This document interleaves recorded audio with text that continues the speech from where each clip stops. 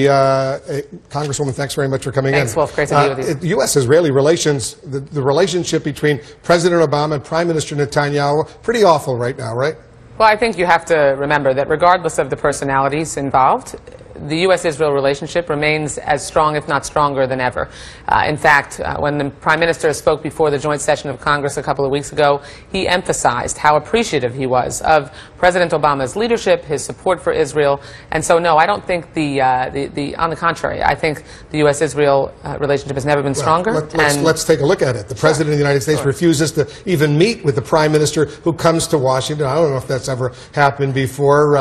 They don't even talk to each other right now. That a lot of your Democratic colleagues, members of the United States, one of your predecessors, Senator Kaine of Virginia, former chair of the Democratic Party, he boycotts the invitation, doesn't even go to that meeting when the Prime Minister is speaking. That's pretty awful, right? Two separate issues. Underscores a pretty serious strain in U.S.-Israeli relations when so many of your fellow Democrats are boycotting the Prime Minister of Israel. No, first of all, President Obama followed long-standing presidential practice, which is that as it gets close to an Israeli election or any election, the president doesn't meet with. So you blame the Prime Minister for accepting that invitation? No, actually, I blame Speaker Boehner, because Speaker Boehner violated protocol by extending that invitation, not only but without. The Prime Minister didn't have to accept. He could have at least consulted with the President. It was a violation of long-standing protocol when the Speaker invited the Prime Minister to speak to a joint session, not only not notifying the White House, but actually not telling the truth in sending a letter to the Prime Minister saying it was extended on behalf of a bipartisan